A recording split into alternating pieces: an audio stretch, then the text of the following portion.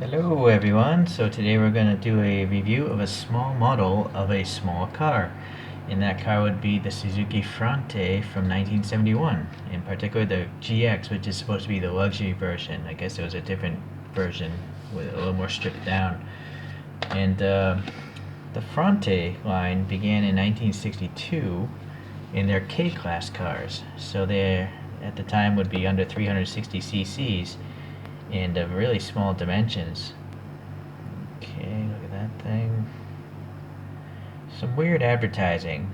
They're like hiding half of the wheels in this tall grass. It's kind of strange.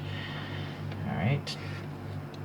Now, fronte in Italian means forehead or front.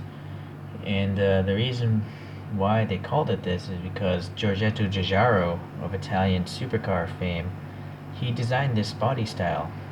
And then also, this is a front-wheel drive car. But the odd thing is, the engine is in the rear. So it's a rear-engined front-wheel drive. I found that was interesting. So the engine is under 360 cc's, and it makes around 35 horsepower, somewhere in the 30 horsepower range. And that's really all there is to it. So let's get into this casting here. So the wheels do look accurate.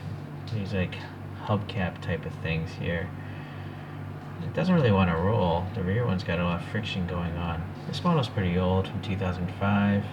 There is suspension though on these tiny little wheels. Okay. So, from 2005, yeah, you're gonna get some paint bubbling going on here. I think that's a GX. It's not really an X, but this is a GX model. Alright, some black paint in the vents here. Door handle sticking out, silver paint, silver on this key for the fuel, orange blinkers, separate chrome bumpers, silver window trim, and a little black trim there, so that's alright. Front end looks pretty cool, I think. Kind of reminds me of some Colt Gallants. But yeah, unfortunately there's no like light bulb back there, but it is a plastic headlight covering up some silver paint. And I see like a line there, and a line there, as if they're, I don't know if that's a crack in the paint or if that was intentional. Some sort of badging there and there. Can't make it out though. Orange turn signals and some yellowish fog lamps. The black grill is this is all separate plastic piece as well. So that's nice. Two separate plastic pieces there. Yeah, okay. So that says what? Coupe GX maybe? Yeah. Like it looks like a K, but I guess it's supposed to be an X. And then some black paint on the grill vents there. Mesh vents. Not mesh. Okay, some raised wiper blades. Seem alright. Nice brown steering wheel, silver paint there, more bubbling, silver paint,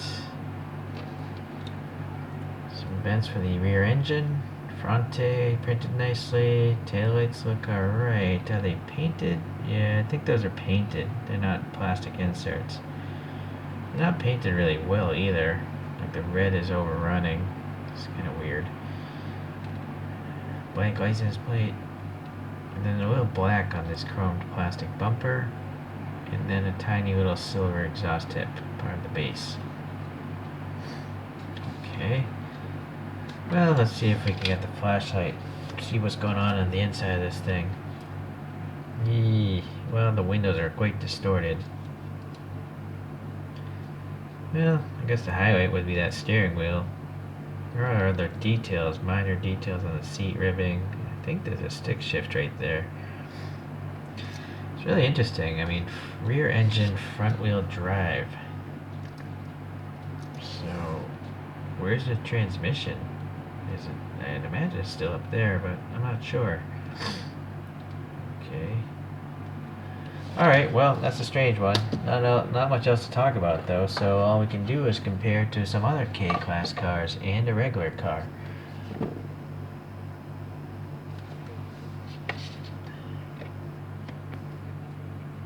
So, at the time, Honda had the N360 out, and this would be a direct competitor. They also had this sporty version called the ZGS, this Honda. And then Subaru's very first car was also a 360cc K-Class car, and that would be the, what is this thing called, an R360 Coupe. All these models are, wait, is this by Konami? Yep, these are all made by Konami. And this very last Konami, this is a Subaru 360 Deluxe. Oh wait, this is not a Subaru, this is the Mazda R360 Coupe, and then Subaru 360. So, sorry, I got the names a little mixed up. They're so similar. Okay, so these are all 360cc K-Class cars of the the 1960s and 1970s. You'll see that their maximum dimensions are almost all identical because they're trying to maximize the allowed footprint so they can, have better handling and more interior space. Alright, so that's it for those comparisons. Let's compare it to a normal modern vehicle. So this is a green light Ford Interceptor utility. If you've ever had a run-in with the law, you may recognize this vehicle, or you just like Ford Explorers. So, I mean, yeah, these first generation K-Class cars are quite small, right?